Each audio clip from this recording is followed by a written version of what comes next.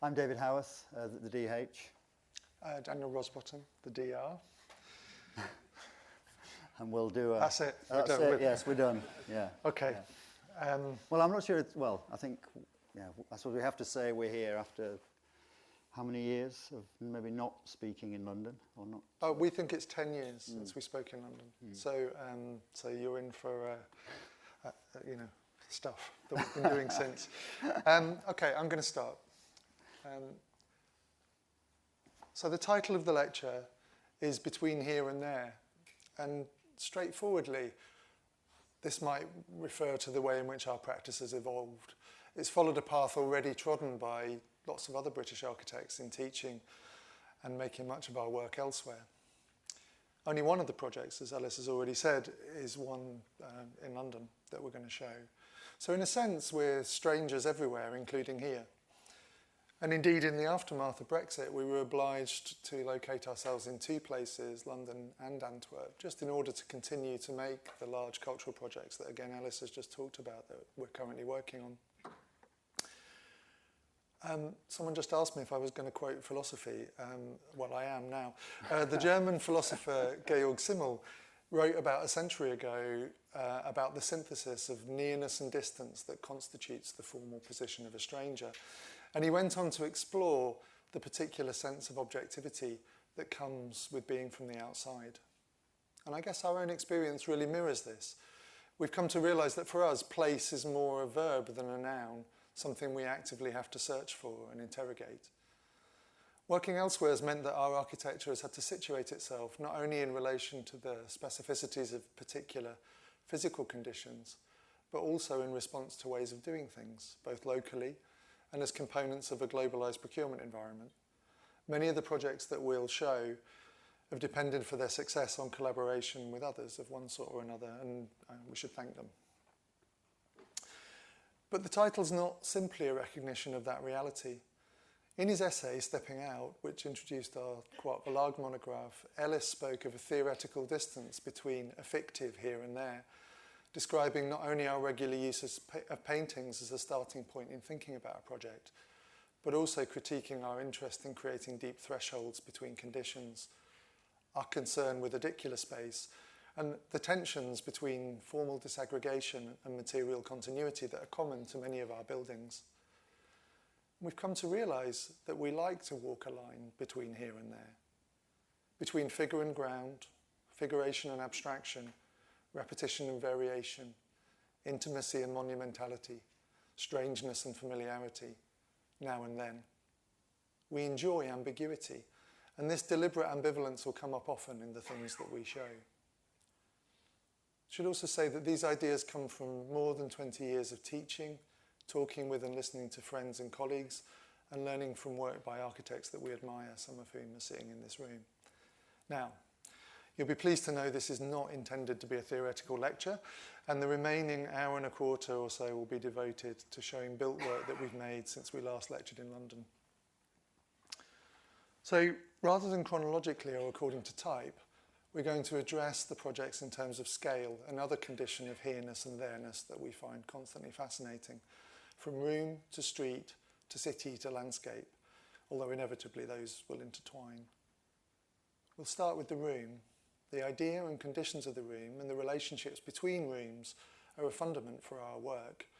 Kahn's reference to the plan as a society of rooms unfolds outwards for us through each of the other scales aggregating into the city. And this echoes Walter Benjamin, who said in the 19th century Paris that he traversed, that it encloses as a room even as it unfolds like a landscape. The two rooms we're going to show are set within existing structures, although ones of very different perceived value. So in 2018, we won a competition to create a new concert hall in Ghent, Belgium, as part of a wider master plan for the clarification of the Berloque Music Centre. It occupies a Gothic hall, the former infirmary of the 13th century Berloque Abbey, and it's a significant room at the heart of a complex of buildings set against a great lawn within a historic urban centre. Strung around it are a necklace of other rooms of diverse styles and periods that together constitute the music centre. They include a smaller medieval hall but also an 18th century anatomy theatre and a library that went with it. And they're connected by a thread of foyers and circulation spaces that were built in the 1990s. Looking at the plan for the complex, we remembered this etching of the Roman Forum, and we were struck by the similarities. It encouraged us to think that beyond resolving practical issues like fire and entry, the complex should remain as an ensemble, one that could continue to be made over time by many hands. And so by enclosing a redundant foyer space with new fire glazing, we added one new room to this cornucopia of rooms, a jazz cafe. And here, two young Flemish designer makers were invited to create interior furnishings, reusing and recycling elements that were released through our work in the main hall. And these included the curtains, which were made from discarded stage backdrops, terrazzo tables and bar tops that were formed from construction waste, old stage chairs, which were recovered and repurposed as cafe furniture, and speakers from the former hall that were remounted for the Jazz Cafe sound system. And our focus then was on transforming the poorly performing hall itself. Also fitted out in the 1990s, the existing space relied on a speaker system to create even an adequate acoustic. So our task was to create a specific natural acoustic within a well-performing, accessible room that also succeeded in creating an intimate atmosphere and relation between performers and audience. We realised the original floor had been removed during the previous intervention to create an air plenum, and thus, very surprisingly, it contained no archaeology. So given that, our solution was to lower the rake into the ground and adjust the plenum but retain the existing air group. And this allowed all the existing medieval doors to be brought back into use, and it meant the stage could align with the surrounding spaces while creating 15% more volume, improving the reverberation time. And we studied other successful halls of related scale and type. This is ours at the end. And although the room was tall enough, its plan proportion at almost 4:1 made it too long and narrow.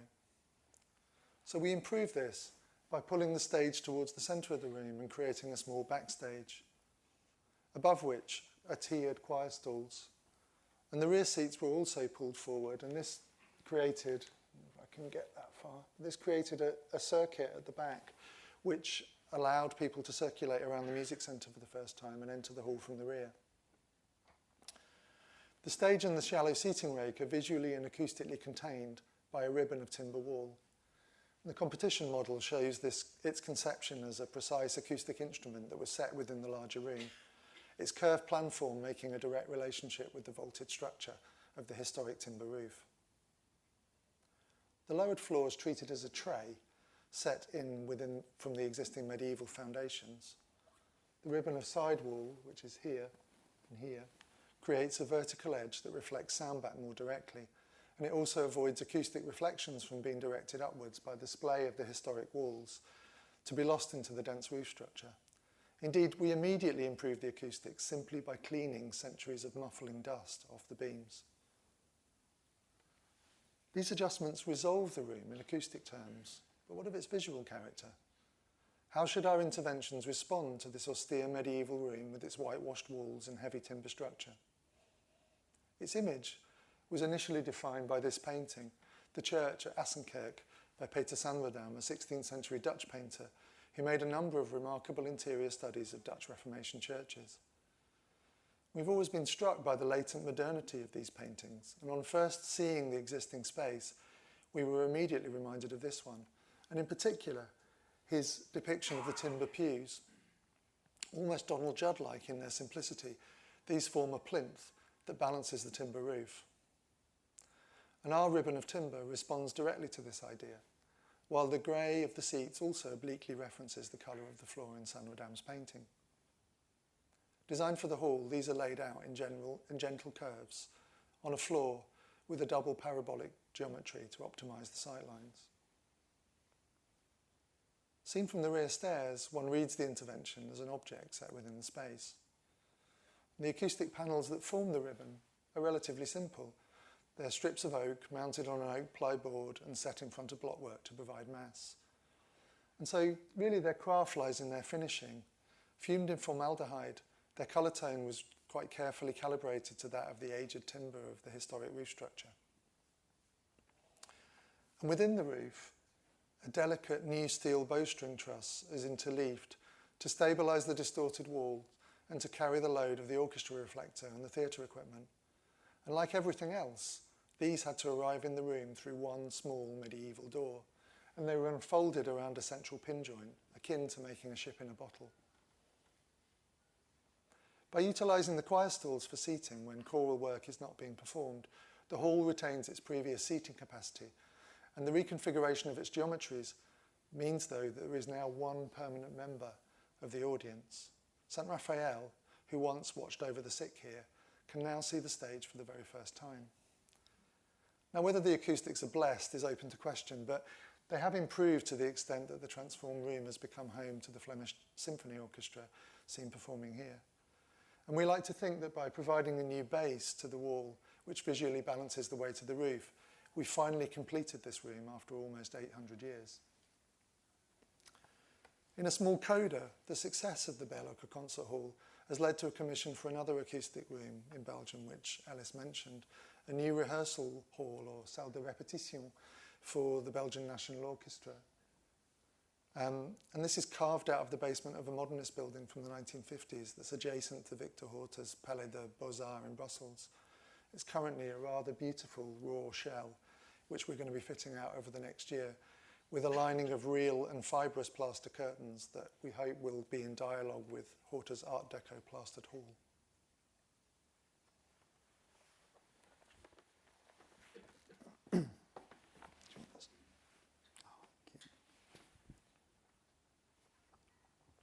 The second room is also an example of adaptive reuse, but set within a very different context. It extends an existing public gallery, the Sight Gallery in Sheffield and the north of England, and employs building elements in a scenographic way to transform an existing space and to establish a critical distance between interior and exterior. Sight Gallery is Sheffield's sort of international centre for contemporary art, but it evolved from the Untitled Gallery, which emerged as a photographic gallery in the late 1970s, and which, alongside other fledgling arts and music organisations, started to colonise former industrial spaces in this part of the city. And since the 1980s, the Sight Gallery occupied a set of series of commercial shop fronts, almost domestic in scale, surrounded by larger industrial structures. Seen to the left, these have been extended and adapted over time. Pointer will work. Yeah. This is their existing building. And next door, the former garage, which was an old sort of car showroom in former times, was sort of had many uses: film studios, recording studios, rehearsal rooms, and the city's archive is sort of housed below. And the scale of the new gallery sort of creates visual continuity and in a way completes the street, establishing a new urban relationship between the small existing buildings and their larger neighbours. Beyond is the Field and Clegg Bradley, new home for the Yorkshire Art Space, who moved there sort of 10 years ago. In winning the competition, we proposed to occupy the former garage, which is this collection of rooms on the left here. And the key to this was this sort of spatial exchange between swapping the existing communal entrance, which splits the site in half, to the existing spaces of the gallery. This created a consolidated site and sort of completed the site, connected directly to the existing gallery spaces and set against a new service and escape spine. The garage is transformed to create a new entrance and large art space, with the existing smaller spaces being repurposed for social and educational functions. Above lettable creative workspace provides an income stream. The provisional character existing shed, originally a covered exterior, is redefined through a new facade, whose proportions articulate the change of scale for the gallery. An insulated brick skin is laminated onto an existing infill of concrete block walls. The use of the basement below the building as the city's archive meant this was not able to be founded in a conventional way.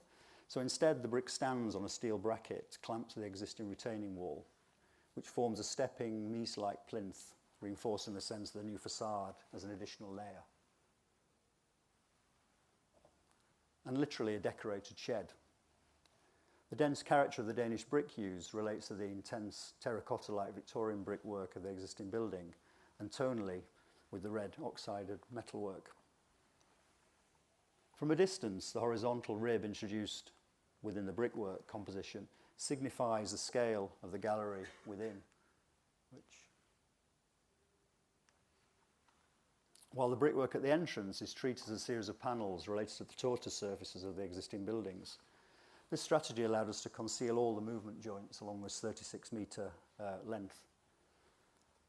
Unlike the Beerloker, where our interventions celebrated the found conditions, the new gallery space, set behind a remade facade, chose to deny all sense of the original structure, which is retained simply as a functional, economic and sustainable necessity.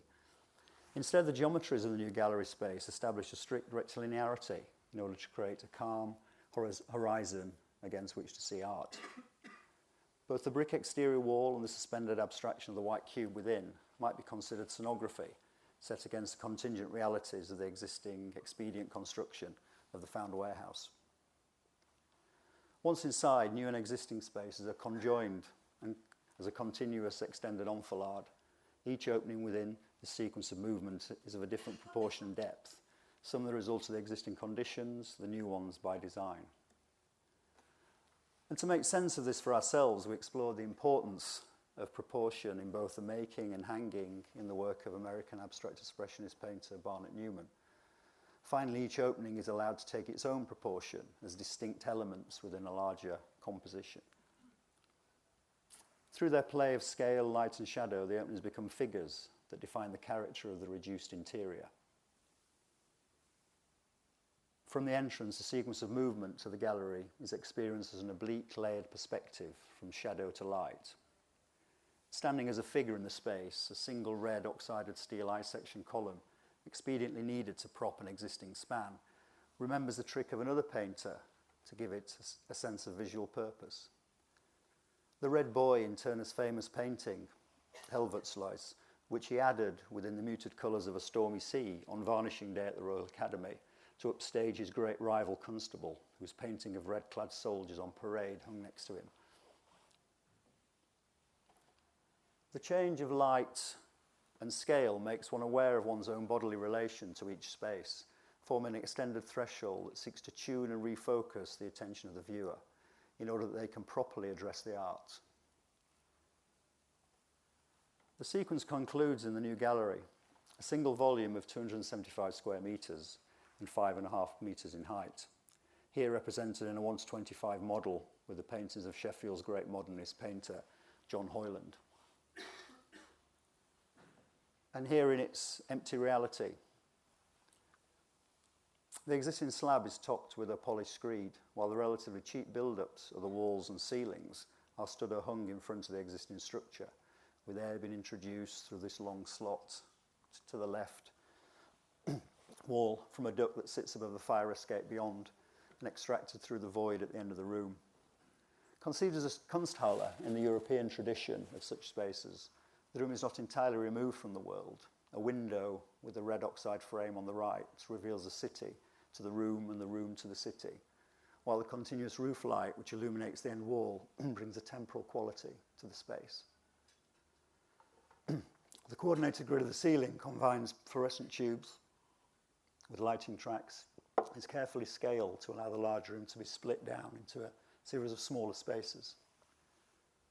And despite a budget of less than £1,000 per square metre, the scale and proportion of the room, together with its reduced detailing, succeeded in making a deliberate visual reference to history of contemporary art space, conveying the aura of a classical white cube gallery, where every element, even the broom placed by the photographer, becomes essential.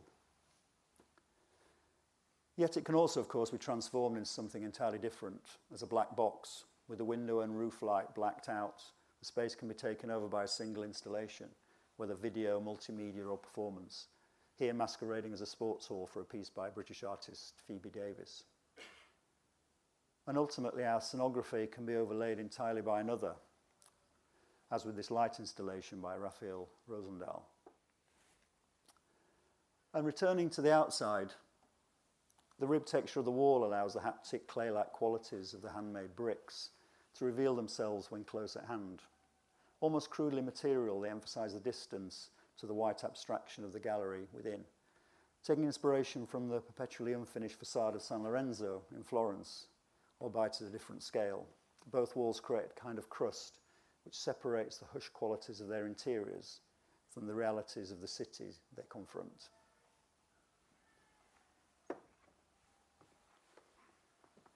This is how it's going to work. So Site Gallery confronts the room with the street, but we're interested in the role of the street as a primary structuring element of the city. It has definite conditions, as Georges Perec would describe them, but also it's a place of inhabitation and community, concentrations of the contingencies and often intense ordinariness that make cities vital and livable. Our most recent project is a public building that redefines a street. It's in Sidcup, in London's southeastern periphery, part of the London Borough of Bexley. Sidcup High Street is of a kind that you can find in many places on the outer edge of London. It's dominated by traffic infrastructure, 3 lanes leading into a crossroads, traffic lights, a bus stop, the usual plethora of bins and cycle racks and poster drums that signify the modern public realm. The generous pavements has recently been relaid in reconstituted stone paving. Signage is everywhere, and ubiquitous bunting hangs for that moment of festivity that no one quite remembers. In the distance, the road curves satisfyingly to make a sense of enclosure in something of the manner of Cullen's townscape. And if you look more closely, you'll find glimmers of former prosperity or aspiration, a former Midland bank on the corner, an Edwardian parade of shops which ends in what was once the local police station, but neither exists anymore. Other commercial buildings are from the 30s and in a style one might describe as affordable civic, but some of the shop fronts stand empty. It's a place that once had the hopes of being somewhere, and it retains a kind of messy vitality despite everything. And look again, and you might notice our building as it settles back into the urban scene. Once an ancient village that followed a fold in the Kent Hills beyond London, over the last century Sidcup was subsumed by the expanding city. The needs of the new suburb transformed the high street as the banks and police station, cinema and department store took the place of its lines of genteel villas, the last one being on the corner where Storyteller now stands, to the right of this image, just here. London buses arrived, and the faience-fronted Art Deco cinema served cream teas to the burgeoning classes moving here from the deprivations of the inner city. Estates of new semi-Ds, modern but not extreme, stretched out across former fields. But that was then. And the allure has long since faded, and Sidcup's now a particularly deprived part of one of London's 2 poorest boroughs. Occupying the long narrow site, the building forms one corner of a key crossroads where the high street intersects with the road that leads out to the M20. It offers a hybrid programme of a small public library, cafe, 3-screen cinema, community room, some housing, and it's the centrepiece of a programme of high street regeneration.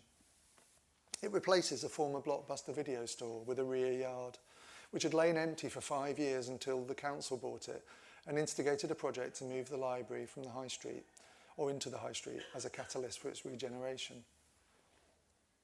This was financially supported by a pre-let to a community cinema operator, the Really Local Group, the inclusion of 9 apartments for sale within the brief, and the sale of the former site for housing. Over 800 libraries have closed in the UK in the period since the Conservative government introduced austerity in 2010. So it's important to acknowledge, therefore, the bravery and commitment of an outer London Tory borough in both conceiving this project and committing to it over a construction period that's seen Brexit, COVID, and the Ukraine war with the inflation that ensued from it. The site is a challenging one, 10 metres wide and almost 70 metres long, with an ancient tree standing close to the boundary of the southern end and a narrow face to the high street in the north. The building completes the blank gable of a neighbouring urban block from the 1950s that once housed a department store, and it renegotiates the relationships between a heterogeneous collection of buildings of different scales and ages that form the three other corners. What unites them is their common material, red brick. And our building continues this material theme. Geometrically, its upper part conformed to the geometry of the neighbouring block, completing it, while the lower part follows the line of the street. And the two resolve themselves as an articulated urban corner that announces the entrance within a drum-like form. Seen from the other direction, the building stands back into the street. The gable appears as a small tower, in the rhythm of the adjacent shop fronts and in dialogue with the red brick centrepiece of the larger block. The bricks on this face are dipped in a clear glaze prior to firing, giving the north-facing gable a sheen when seen in the oblique. It also offers a faint echo of the form and material character of Sidcup's Art Deco cinema, which formerly stood opposite the site.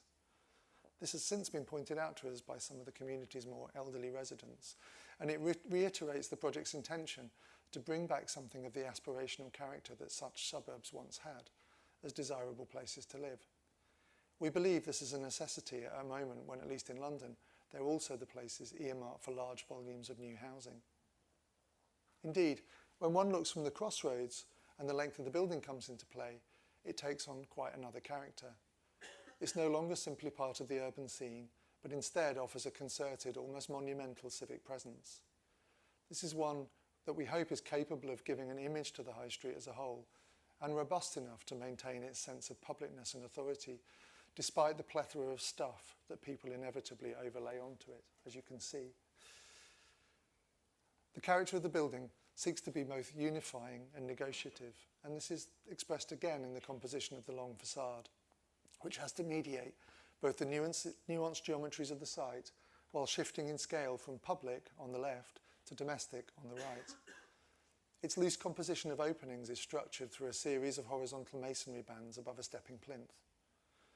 And these incorporate embossed lettering cast into the concrete surface, reiterating the building's civic intentions and signifying the kind of longevity that public buildings once took for granted.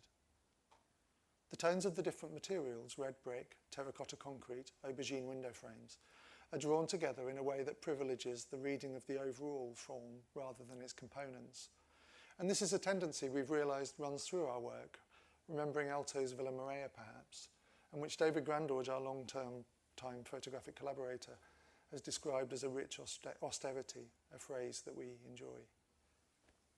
Seen from the southern end, the building's character transforms again to become the last apartment block before the high street, with an evergreen holm oak pressed up against this southern gable. The tree marks the moment of entry for the apartments, with the whole building having been engineered to sit on a shallow raft foundation in order to minimise the impact on its roots. To the rear, the building marshals the complexities of domestic and commercial access, bins, bicycles, fire escapes, delivery and staff, against the yard-like condition typical of the backlands behind London's high streets. At this moment, we thought of it as having a character somewhat akin to a Rossi Travelodge. Inside the apartments, the tree takes its place in the daily life of their inhabitants, filtering southern light through large windows like a painting, while elsewhere, the inset loggias allow the apartments to withdraw from the busy street and to look obliquely to the surrounding green. The building's hybrid programme results in a hybrid construction. An exposed in situ concrete structure encloses the lower two floors, allowing its thermal mass to be utilised and removing the embodied energy of finishing layers in this carbon-intensive element. The frame's adjustment to the larger geometry gives it specific form in each principal room, helping to define their character. The result might be described as a table which then supports the acoustically isolated box-in-box constructions that house the cinemas. And at the top, the facade becomes a plant screen, mounted directly above the cinemas for efficiency and future adaptation above a blue roof. The facade itself is conceived as a taut skin, enveloping what are a series of very different functions and construction methods to create a coherent whole. Above the concrete table, materials and techniques become lightweight, maximising the limited site area allowing for future adaptability, and critically reducing the building mass to allow the raft foundation to be used, reducing groundworks and limiting the impact on the historic tree. In this detailed sectional cutaway, you can clearly see the relationship of the box-in-box cinema sitting on the concrete structure that forms the ceiling of the library. The outer wall is in fact self-supporting, a continuous facade of slender 80mm deep handmade Belgian brick, which incidentally constitutes a 28% reduction in material on a standard UK brick dimension. It has a taut tectonic character, with movement joints concealed along its extended length within a rhythmical composition of joints and through an interwoven texture of soldier coursing, which also resolves the curved drum of the stair. The brickwork is bagged, with mortar laid flush with the brick surface and then wiped clean with a wet cloth. The effect, in combination with the uneven form of the brick, is intended to be almost fabric-like, as if stretched around the folded building form. The cafe and public library inhabit the elongated ground floor, arranged as a rhythmical enfilade of large volumetric spaces. Creating thresholds between them, a series of smaller anti-spaces house ancillary functions, above which a cinema lounge, a collective staff room and a study balcony are arranged as a gallery. The cinemas and community rooms sit above the taller spaces, while above the lower children's library to the right of this drawing are the 3 floors of apartments. The plan reveals and resolves the shifting geometries of the site. At the centre of the ground floor, between the adults and children's libraries, stands the library desk. Just here. This can see the length of the building, but its location means that as a visitor, you're already a long way into the library before you meet a point of authority, an important action in lowering the threshold of entry. So arriving through the drum of the entrance lobby, the cafe opens to your left, a double height space with large floor-to-ceiling windows that opens immediately onto the high street. Throughout the building, rather like the street beyond, the generous scale and simple yet robust material character of the spaces is intended to create a strong architectural frame which can accommodate the almost inevitable contract furniture and cornucopia of things, plastic signs, plastic plants that characterise the modern suburban public interior. The cafe is only minimally demarcated by a terracotta floor from the first of a sequence of timber-lined anterooms. This functions as an entrance hall, rather like that of a large house, and offers the building an intimate, welcoming and non-institutional character, something in the manner of William Morris's Red House, a near neighbour, which we went to visit with the client. From here, one can take the stair up to the cinema above, or look down the length of the building, through the enfilade spaces of the library that follow the street edge, and after library hours, the door is closed, allowing the commercial elements of the programme to function into the evening. The hall opens onto the double-height adult reading room, which is overlooked by the staff room and study gallery and cinema foyer. This spatial and material strategy allows the different public and commercial functions to be articulated and yet still understood as part of a collective, coherent whole. Like the cafe, the adult reading room has a direct relationship with the street, but here the rising street edge establishes a datum in relation to the desk. The red of buses fills the large openings, and no studying of vis-a-vis with passers-by or people standing in the bus stop opposite.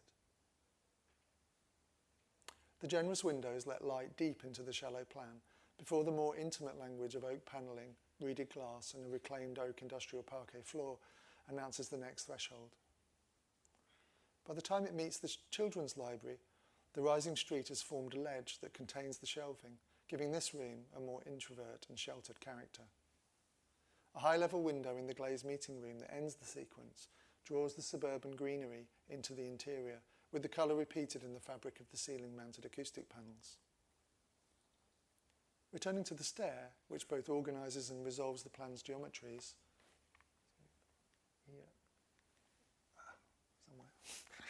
one climbs to a mezzanine where a cinema lounge overlooks the double-height cafe out to the street again, as well as offering a view down into the adult library.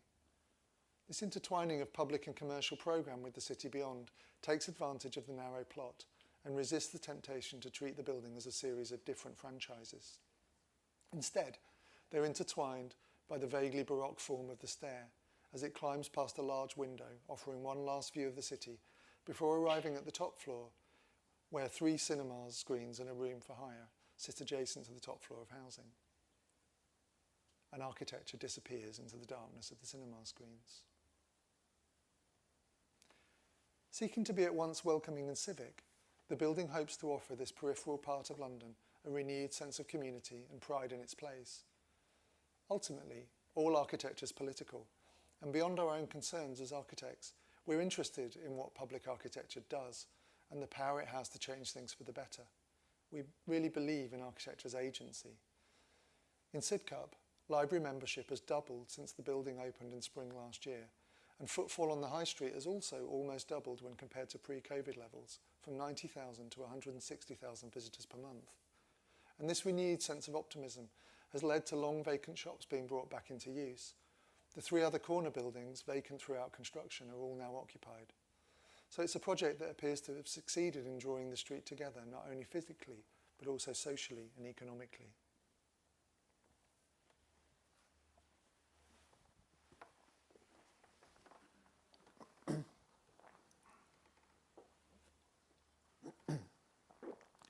The first phase of the next project, in a small Belgian town of Aarschot, was a collaboration between ourselves and Flemish practice De Wildevink Tellier.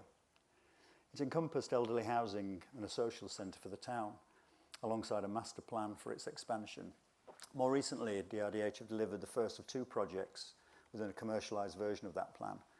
Taken as a whole, the project seems to both consolidate the actual street and, in the first building, to create a microcosm of the street within itself. This plan shows the elderly housing and social centre, which we will focus on, along with the wider master plan.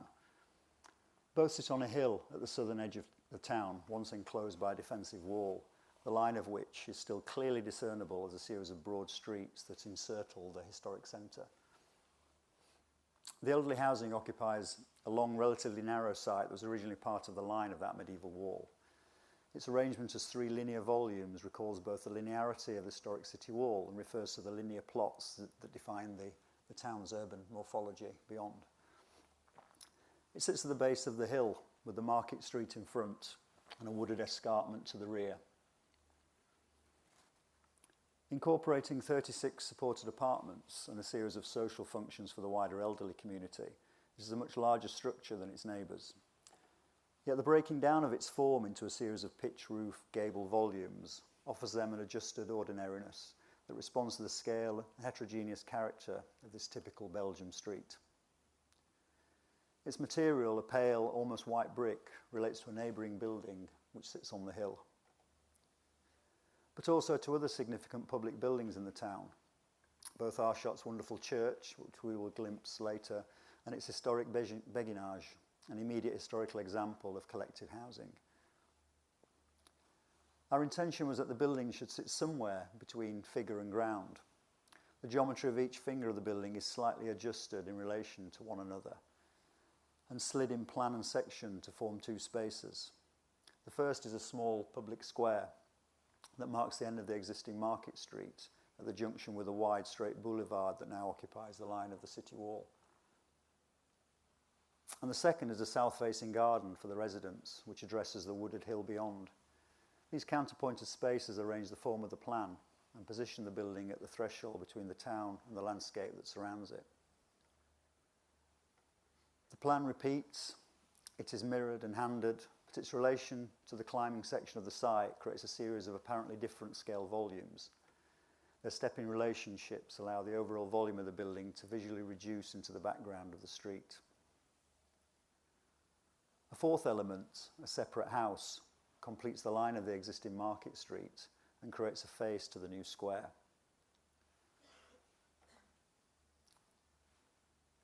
Seen obliquely as one enters the town, the forms of the building continue the rhythms of the neighbouring pitch-roofed houses. Viewed the other way from the market, one wing steps forward to close the vista and to lead the visitor into the new urban space. And looking from the boulevard, the building takes on another scale with a slumping pitch of the central volume which follows the topography, directing one's gaze up to the line of the landscaped ridge above.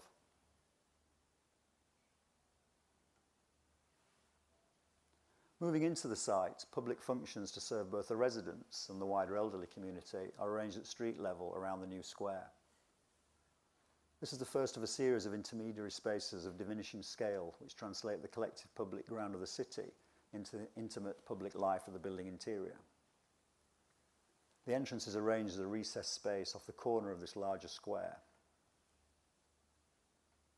The next in this sequence of scaling spaces is a patio which is unexpectedly open to the sky within the southwest pitch of the roof. This patio is the first in a series of such sectional cuts which are discovered as one penetrates further into the interior. It brings daylight into what otherwise would be the darkest part of the plan, and around it, the arrangement of the ground floor is a consequence of the living spaces above, meeting the topography and the car park cut into the hillside. A black painted armature of a transfer structure threads its way through it, leading the eye and the body through the space. The apartments are arranged on the upper floors as two wings, which step up the site in relation to the surrounding terrain. While they conform to the economics of a dense, double-loaded plan, the corridors can also be understood as little streets for people who might not be able to venture outside very often. The corridors can also be understood as an urban realm, streets, squares, spaces. And each space is lined with a fine chamfered silicate block, and this interior takes on a character between interior and exterior, their converging geometries creating perspective. While the windows and spaces which open onto them from the north, south, east and west animate them throughout the day and offer views to the interior of both the town and the landscape, as well as obliquely in section. And the apartments are clustered in groups of three around diminutive collective spaces set to one edge of the corridor, almost of a scale you might find in some medieval Flemish towns. They reinforce the possibilities for community life by providing a place for casual interaction between residents in both plan and section. Here they are on the left. Kitchen windows overlook them, each with a pair of shutters painted in a different combination by the artist Willem Cole. They allow residents to choose to look across to one another, offering opportunities for small acts of neighbourliness, a smile or a friendly wave for people whose lives might have shrunk into their own apartment. These little interior courts, like a scene from a painting by Peter de Hoek, have since been appropriated by the inhabitants with furniture brought from their former houses. The apartments are only 50 square metres, yet through their planning, the proportion of their rooms and the use of parquet flooring, they offer a certain decorum while allowing the intimacies of care to be carried out with dignity. Almost little houses rather than sheltered units, a desire helped by the plan arrangement which always draws in light from more than one side. Robust enough to accommodate the accumulated lives of the residents, the pleasant informality of these furnished interiors provides a miniature reflection on the heterogeneous character of the larger world outside. DRDH are now working within the adjacent plan for new housing and commercial spaces. It replaces a former industrial site that was terraced into the hill. Within it, we're making 2 blocks. Next year, we'll start with this one. Its roofs continue in the grain of the elderly housing on the left. And on the other side, it forms one edge of a topographic park, which will climb up the hill to the ruined tower of ancient wall, which has currently been renovated. We've recently completed our first building in the development, a ribbon of apartments that encompass the existing buildings on the historic market square, forming 2 new urban corners and a crescent of housing against a linear urban space that will provide an extended home for the market. This is built up against a 2-storey former factory wall, now the party wall to other existing buildings. We resolve this single aspect condition by creating gaps in the necklace of villa-like buildings around the site. connected to one another and the wall behind through stepped terraces and intimate courtyards. The project takes on many of the physical characteristics of the elderly housing, creating a familiar presence with it further on the street. However, the scale is recalibrated to relate to an existing building, almost like a little palazzo that neighbours one of the two ends of the extended block here, sitting on the left. This allows our buildings to act as mediators between the small-scale domestic houses on the street and the much larger apartment blocks ascending the hill behind, which you can just see, which are on site at the moment. It also profits from the scale of the neighbour, so that these, the affordable housing for the site, have the most generous ceiling heights at 3.1 metres compared to 2.6 elsewhere, a rather delicious oversight by the developer, and of course all sold. The ground floor is a mix of commercial units with 2 stories of apartments above. The 4 large villas form a shallow concave crescent facing onto the new urban space with deep thresholds at each entrance. The terraced exterior spaces between them create a sense of community between the residents, while also allowing views to and from the raised gardens of the facing apartments. We enjoy the way the heat recovery equipment on the flues makes friends with the church spire beyond. On the other corner, where the building pulls back, a large freestanding house with a stepped gable, which inform the typology of these buildings, becomes revealed. You can just see their roof. And as we arrive at the other end, in the centre of the market square, our building, now a Domino's Pizza, as we are proud to say, again mediates. This time between the smaller gables to one side and the larger 4-storey modernist block on the other. While it may be modest, we're enjoying the opportunity to stitch and repair the streets of a small town, enabling its urban densification and augmenting its community life without sacrificing its essential character. It's got the same bunting, you notice. Oh, yes. Okay, city. Perhaps it's coming from England with its peculiarly restricted planning system and yet weak attitude to urban design and governance that's made us concerned with the responsibilities that architecture has to the city. Indeed, we conceive of it as in many ways an immeasurably complex aggregation of individual buildings. The architecture we admire most has, throughout history, aspired to make good city, and since we first read it, we've been inspired by Roger Deaner's proposition that a city can be brought into order through a single building. In our case, it took 2. A city library and a theatre and concert hall constructed in the far north of Norway for the small city of Bodø, 100 kilometres inside the Arctic Circle. Bodø is a rather ordinary city. It was reconstructed after the war to a gridded plan that paid little attention to its location. Indeed, it could be anywhere, except that its extraordinary situation on a coastal peninsula within a ring of glacial moraine hills and the jagged peaks of eroded mountains means it's definitely somewhere. This powerful and beautiful topography, taken together with the startling shifts in the quality of light over the course of the day or the seasons of the year, means that nature provides the city with a very strong sense of place. However, it's one to which culture, at least as it's manifested through architecture, had previously paid very little attention. Bodø's post-war reconstruction resulted in a rather provisional, if not to say fragile, urban definition. It's largely formed of low-density, low-rise buildings of often lightweight construction arranged around this loose grid of open streets, which are laid across the topography with little regard to climate. Amongst them, larger post-war prefabricated buildings stand isolated. Our buildings have an imposing presence in the context of this small city, yet they're completely insignificant when seen in relation to the majestic and monumental scale of the fjord landscape. In fact, it's those 2 little dots.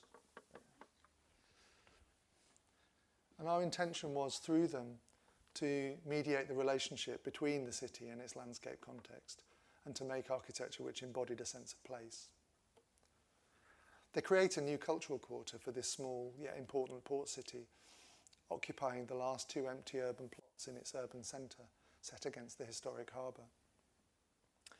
They're buildings with a monumental character, at a new scale for the city, and yet they're also adjusted to it.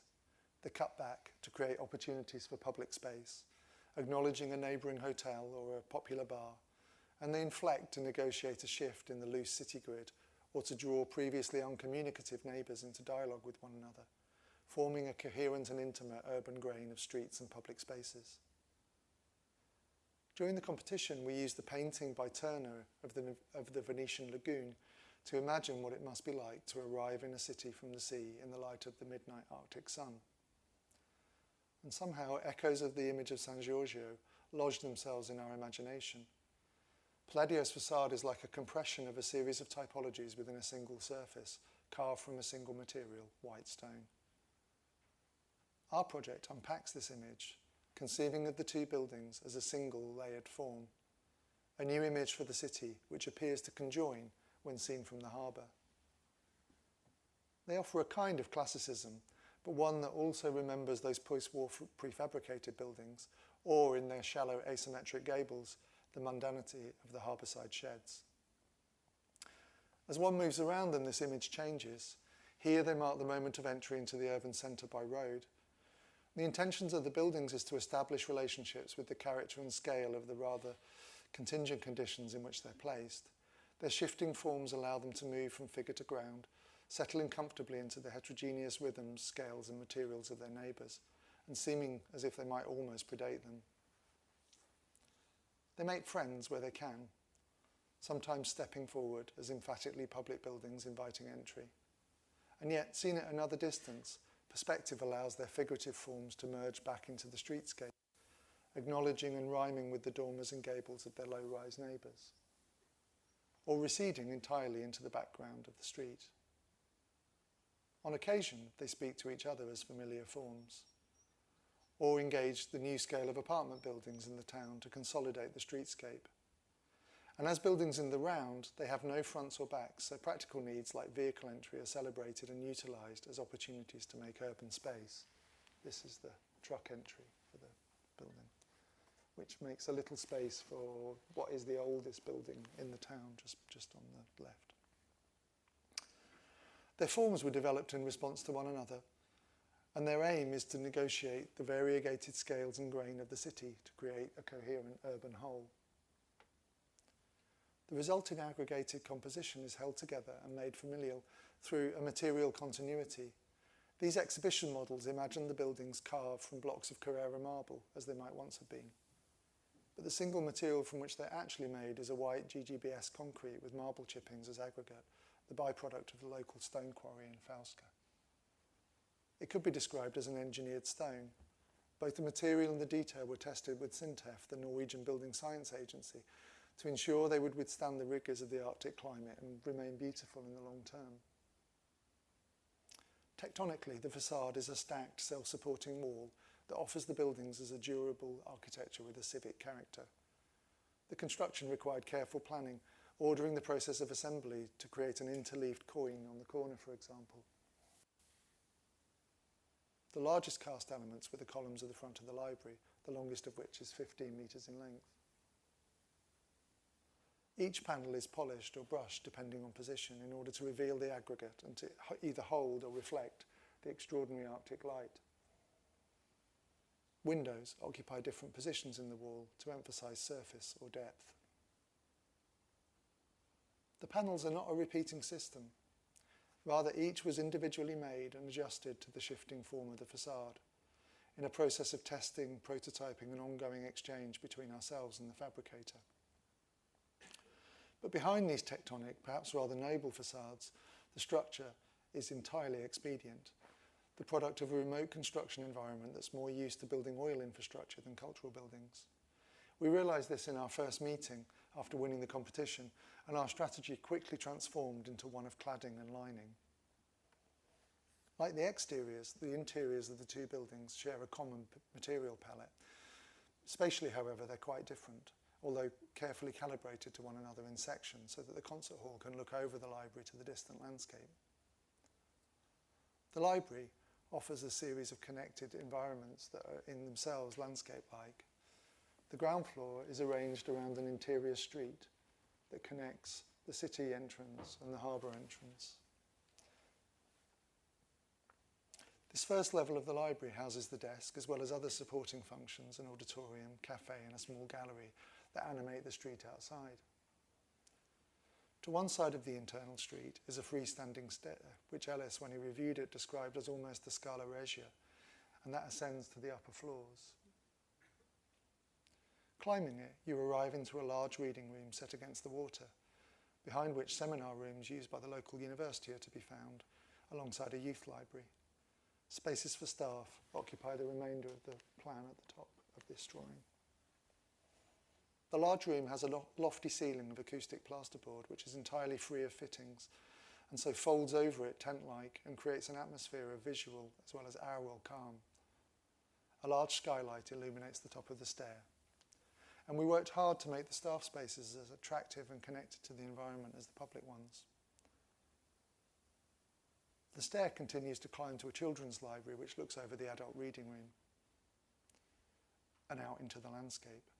And from here, the distant islands are echoed in the soft form of the roof. This level is set around an open courtyard at its centre, alongside a hidden storytelling space and an area for messy play. And together, these recalibrate the open plan into a sequence of more room-like spaces. In the courtyard, a granite mountain boulder stands as if placed by a giant's hand, while looking the other way, actual mountains can be glimpsed through the compressed layers of building and landscape. Nestled under the roof, these spaces have a more intimate scale. The furniture pieces are miniatures of the little painted wooden houses that are found in the city outside and where the children might live. And the storytelling room is an homage to Asplund's room in the Stockholm Library, a miniature theatre set down into the raised service floor, where tales can be told under a moon lamp beneath a starry sky, and the cosmos becomes a space for the child's imagination. The concert hall is quite different typologically, an enfilade of foyers that climbs around two edges of the site, following the edge of the street, before arriving at the principal foyer space, which is along the back here, behind the main auditorium. And delivery and back-of-house functions occupy the two opposing edges. The two levels of the principal foyer overlook the peninsula on the other side of the harbour and across the street to the library, and it's not often you get to look at the facade of your own building. Relatively low budgets mean that large volumes were defined primarily through plaster, and where materials were used, they follow the logic of the facades. They're man-made products or byproducts which are used to engage the body or to create atmosphere. So for example, a tower of intimate bars forms one end of each foyer level, and they're lined in Valchromat, the through-colour board, in four earthy colours, yellow, green, red and blue, which again recall the colours of the city, sometimes engaging directly with the ones outside the window. Three auditoria define the concert hall in plan and section. Set into the ground are two smaller venues, with the main venue supported above them between the outer walls of their acoustic box-in-box construction. One of them is a rock jazz venue, and the other is an adaptable 275-seat studio theatre and chamber space with David Grandorge playing the piano, not permanently. The 975-seat main auditorium is typologically radical in its ability to transform from a symphonic hall with a reverberation time of close to 2 seconds to a proscenium theatre with a reverberation time of 1.2 seconds, a good compromise between spoken word and opera, both of which are performed here. In this room, elements of the concert hall are in fact large pieces of scenery that are flown within the supply tower. You can see some of the ceiling hanging in the space. Or they're vast folding elements of wall and ceiling. This movable proscenium header is 5 by 20 metres, for example. This change needs to happen quickly in a building that has to serve a broad cross-section of the community and offer many different kinds of performance. There were 600 in the first year. And this short time lapse reduces 1.5 hours changeover time to 1.5 minutes and allows me to get a glass of water.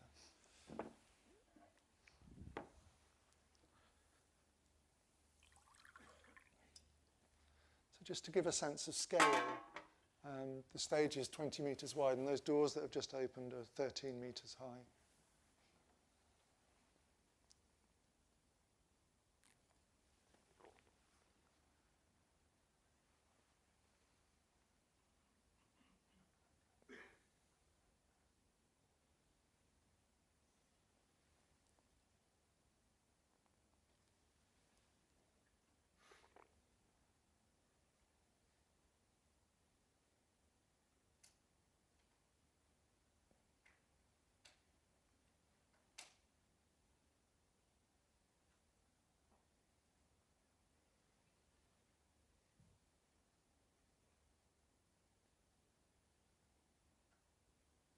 And the side walls are actually stored on the backs of the side stages and rolled in on big tracks.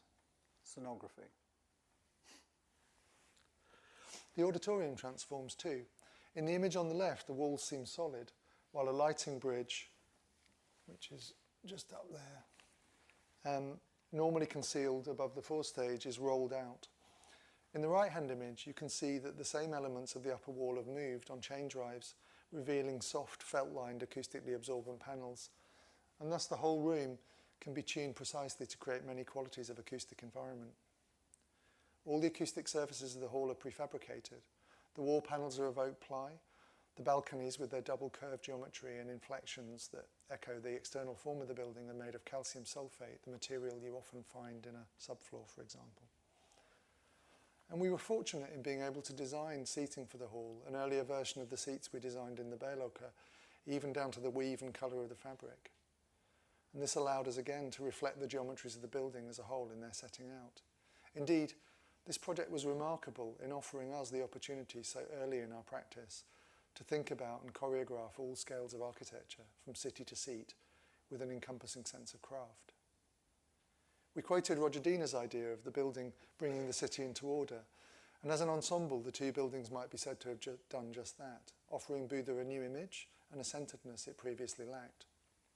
Through their ability to situate themselves, the two buildings have also been able to make sense of their neighbours, as if perhaps they've always been there. This is borne out by what's happened since. In the 10 years since the project's completion, it's been a catalyst of the transformation of Buda from being Norway's fastest shrinking city, with its lowest GDP per capita, and also regularly voted its ugliest, to its fastest growing one, and this year's European Capital of Culture. In the same period, the local football team, Buda Glimt, have gone from languishing at the bottom of the lowest Norwegian league to the Champions League, and we take full credit for that too. As in Sidcup, and the project we'll end with, these buildings seem to us evidence that architecture, if desired enough, has the ability to change places through its own presence.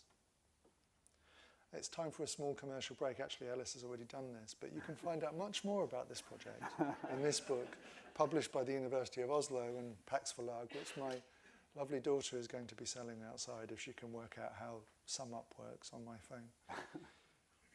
Okay.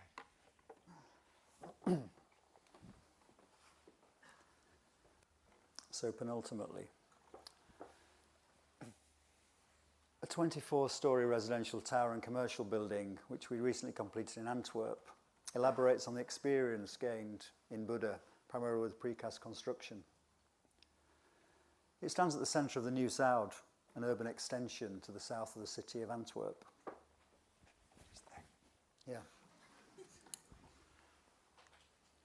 The thick bit.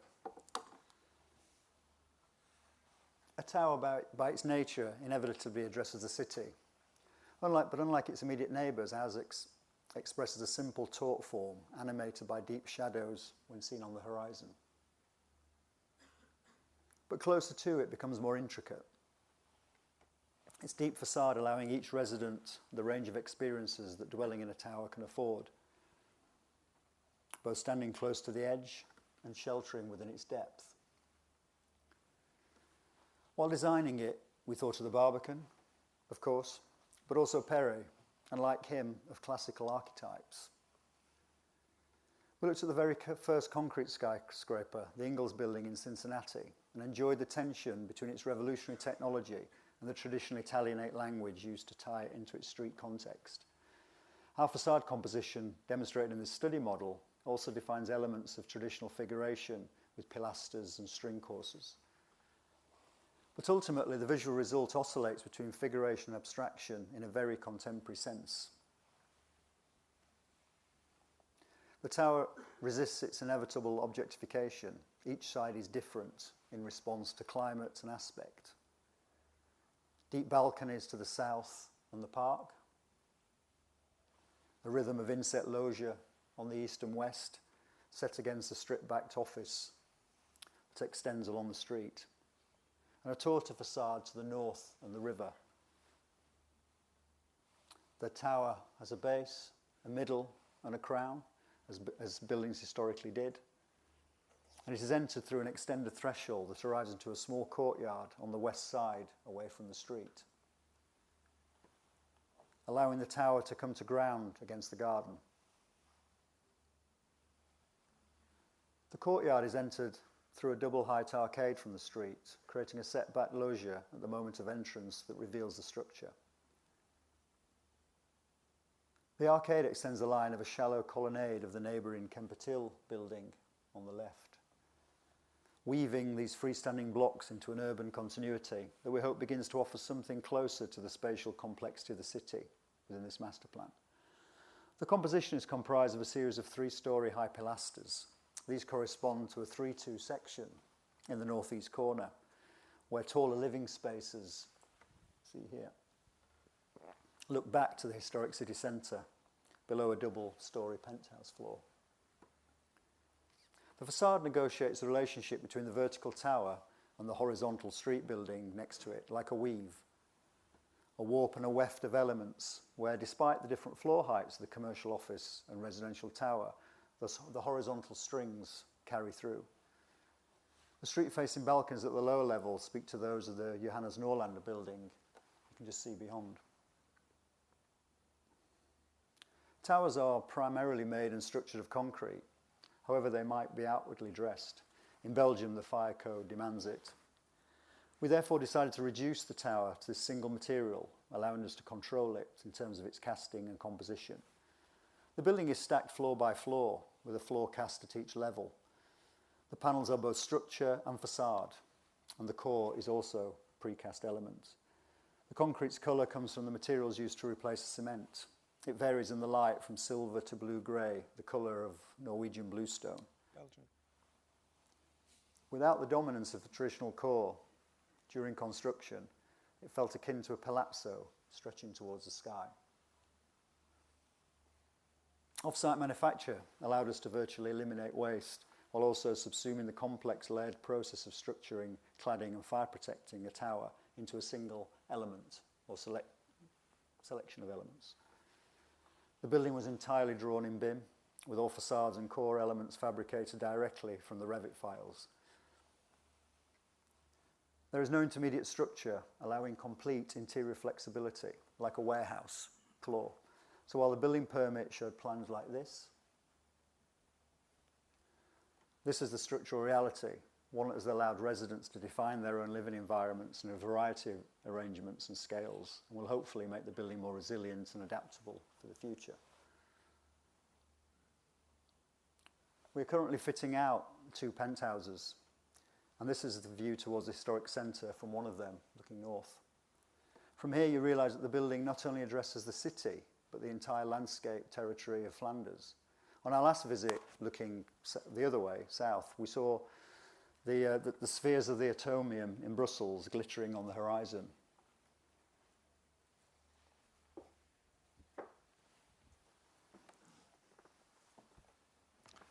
This is the last project. The final project we're going to show addresses the scale of the landscape directly and considers how architecture might become part of it, while allowing its inhabitants to shelter within it. This is a new adega, or winery, for the Azores Wine Company, which we designed in collaboration with our friends, the Portuguese practice Sami Architectos. And we'd like to take this opportunity to publicly thank them for leading the project through the construction phases.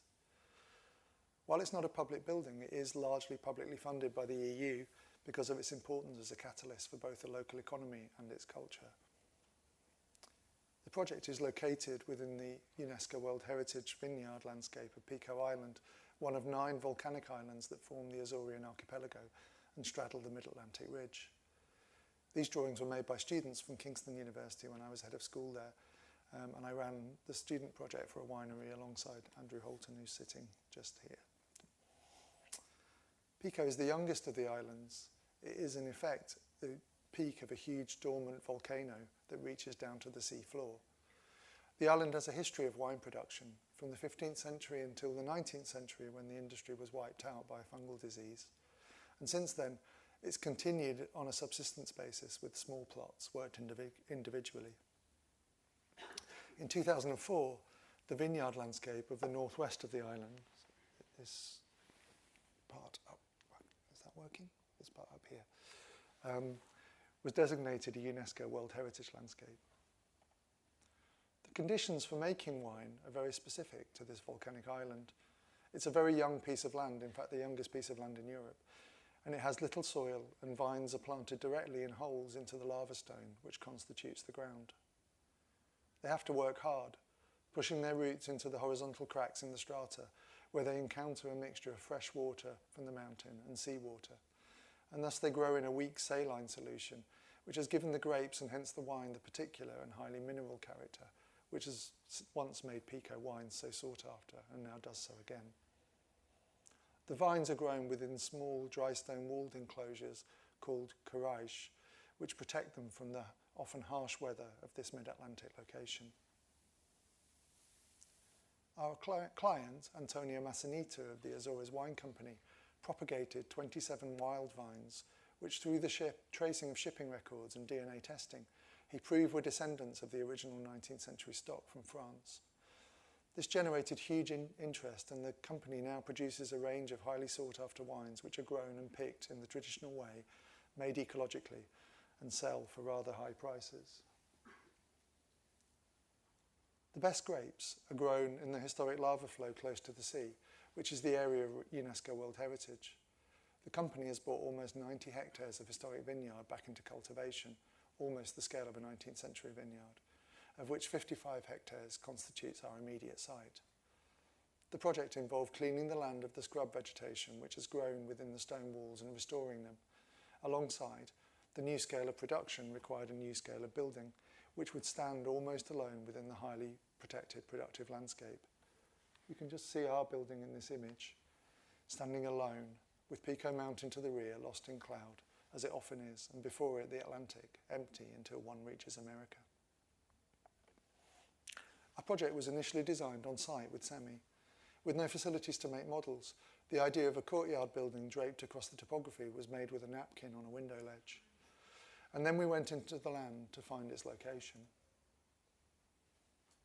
It's carefully placed in the landscape, in a position that could overview the terrain while also offering a view to the sea, and which could provide a rear for more industrial aspects of the production.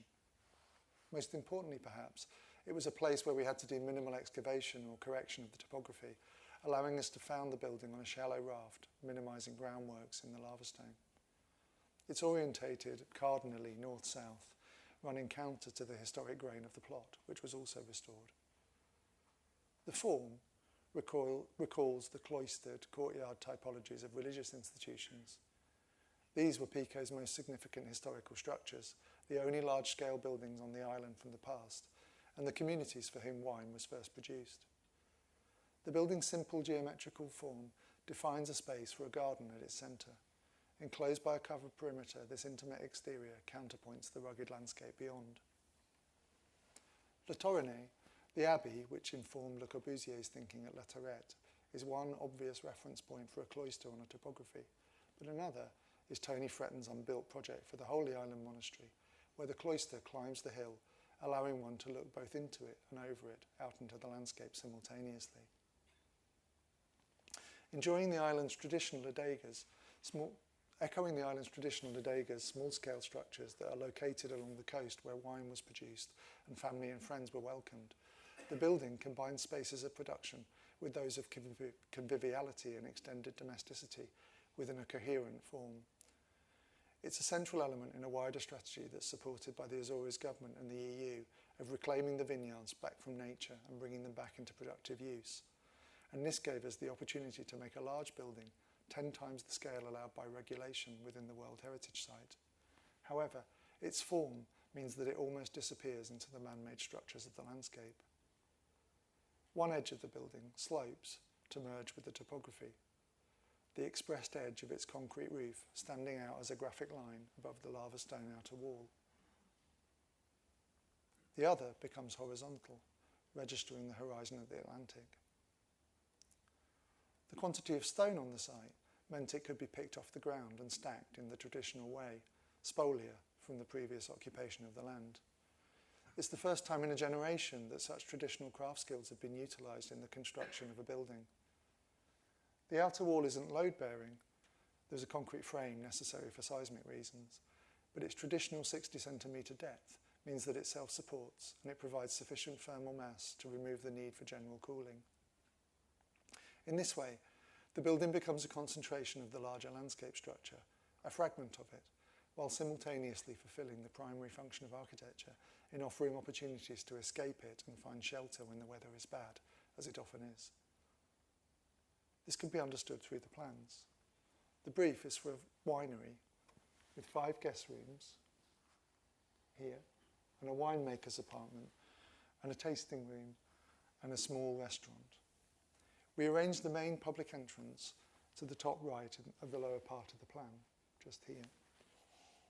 A crack in the ring, here, allows a second control access where a worker or a checked-in guest can access the vineyard directly or get to the parking, which is invisibly placed in the terrain.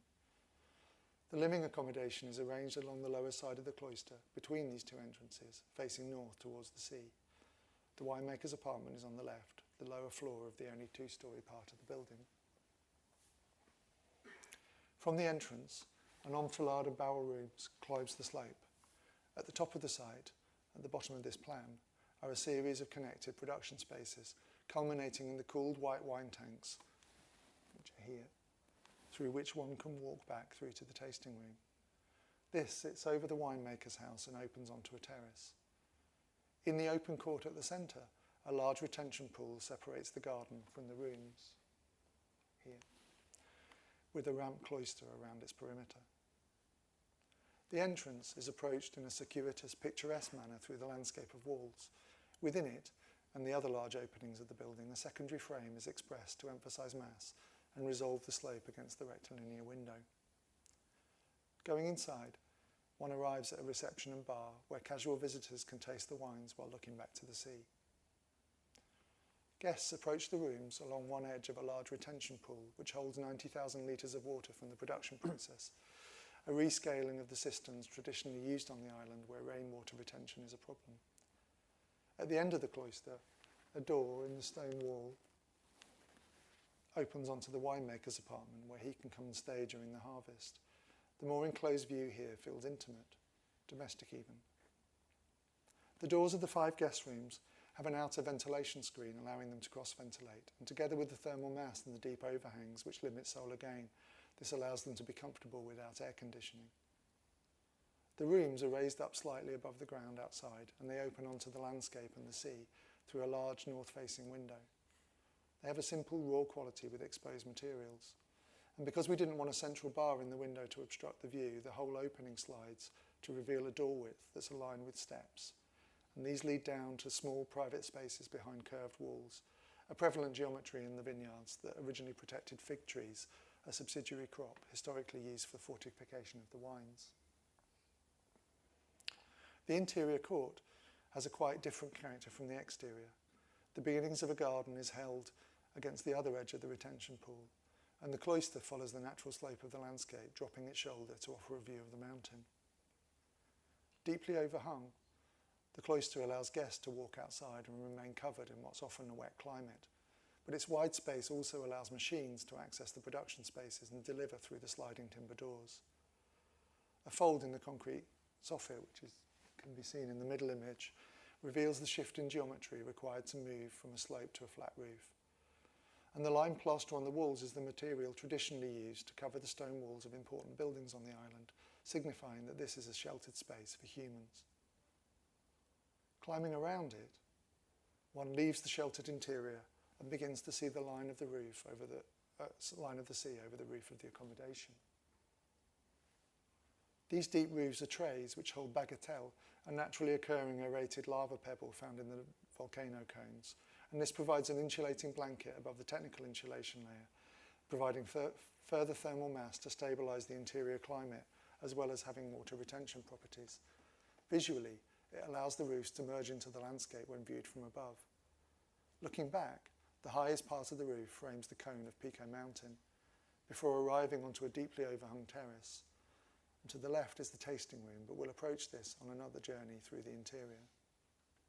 Rather than walking onto the terrace, steps can lead a visitor down again to arrive at the other end of the retention pool, and from here guests or visiting sommeliers can leave through a crack in the ring of the cloister, which allows the stone wall to penetrate the interior and arrive back into the landscape. If you're just visiting, you can take a tour through the production spaces, starting again from the entrance on the right of this section. The barrel rooms step up following the topography, a memory of the cool, stepped or slope spaces of lava tubes where they would traditionally have been stored on the island. They arrive into the industrial spaces of production. These are unclimatised, containing the red wine tanks and with direct access to the vineyard through a large sliding timber screen. This allows them to be used for pressing and storage of grapes during the harvest. Outside, concealed by the building from the public view, is a working yard. From that unclimatised space, one enters another hall with individually chilled white wine tanks. This is the final production space, and having walked through it, one arrives back into the spaces for people, as you can see in this section through the tank rooms and the tasting room. We conclude in the upper level tasting room and restaurant, and these pictures, which were taken by me on our recent trip for the RIBA, show the immediacy between the spaces of consumption and production, amplified through the stainless steel kitchen, which echoes the vats, seen through the sliding glazed screen beyond. And finally, we arrive back on the terrace, this time with a glass of wine in hand. This is the final slide, and a strange way perhaps to end an architecture lecture, but with a serious point to make before we also have a drink. The wine made in this building is reinventing a wine region.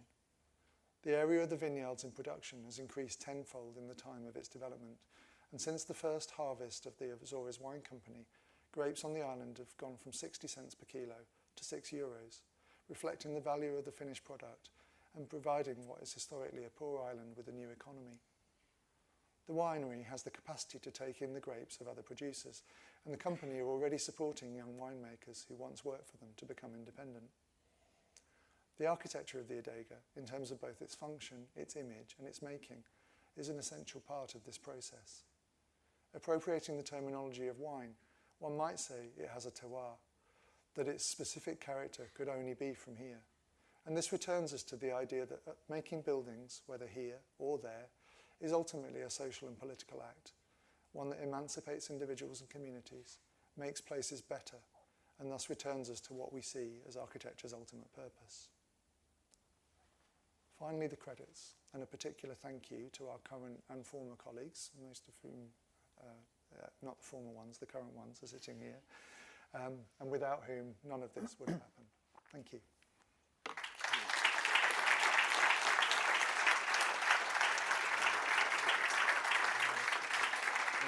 Do you want to grab a chair?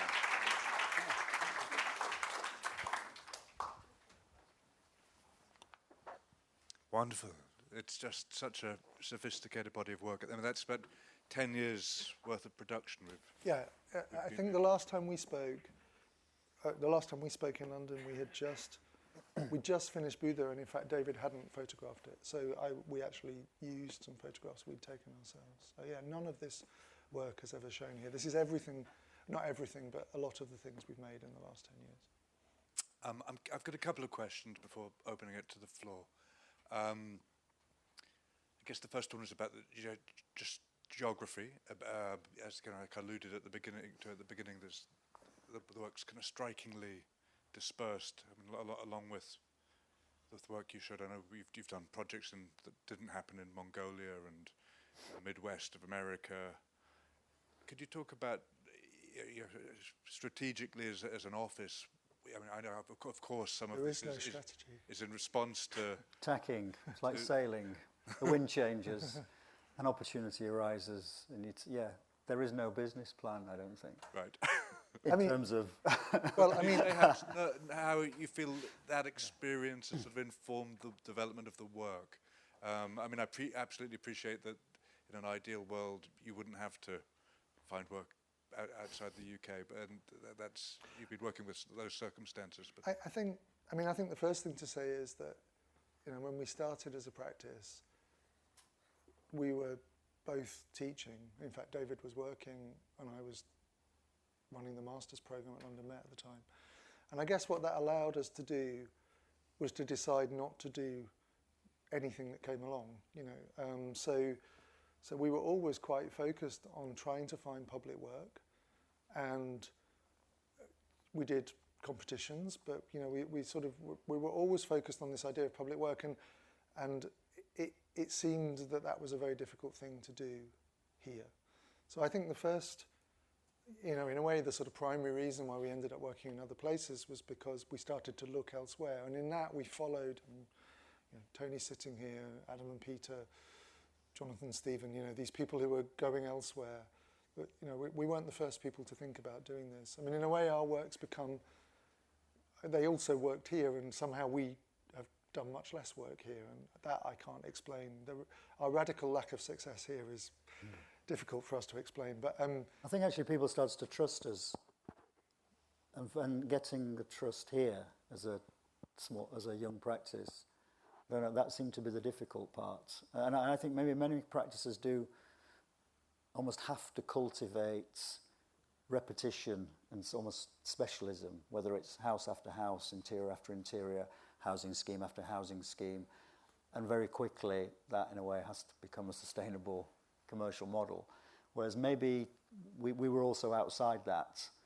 You know, we were doing sort of the one-off projects, the competition, and actually talking about it not being about a business plan, when we'd actually had made that leap into, say, not quite commercial practice, but looking at housing schemes, suddenly a crash happened. We entered a competition. We won Buddha, you know. yeah, I mean, we won that There's a plan because we want to do that project as a research project. I think that's right. There's also a lot of serendipity that happens. I mean, we won that project, or we did that project a few weeks after Lehman Brothers crashed, and because we'd lost all the work that we had in the office, you know, the sort of nascent housing work that we'd begun to do. And maybe if that hadn't happened, we'd be a very different kind of practice. And I guess you're of a generation that sort of grew up with practice, well, certainly practice like Herzog de Meuron was developing a kind of model of practice in which an idea of context was very paramount, that each project was a sort of response to a unique situation. In a sense, that's a kind of model which I think you can see, you know, sort of they practice like Caruso St. John inherited, or you know, someone like Amin Taha, even a kind of more, you know, to choose someone more contemporary to you. I mean, so you're, as we've said, you're working in very kind of varied circumstances. To what extent? Yeah, I sense that so at once there's a profound interest in context as a generator for the work, but at the same time there's a kind of level of abstraction and kind of commonality across the projects that feels slightly removed for me from some of the names I've just mentioned. There's the work kind of there is more of a language that is in common across the work. Well, I think we've come to realise that a bit. Like, as things have started to be finished. I mean, a lot of this work has been very slow in its making, and so actually a lot of it finished in rather a flurry over the last 2 or 3 years, and you begin to see the familiarities between things, and you begin to realise that things are more connected than you might have imagined they were when you were imagining that what they were doing was all thinking about the places that they were in. Yeah. So I think that's right. I think that is right.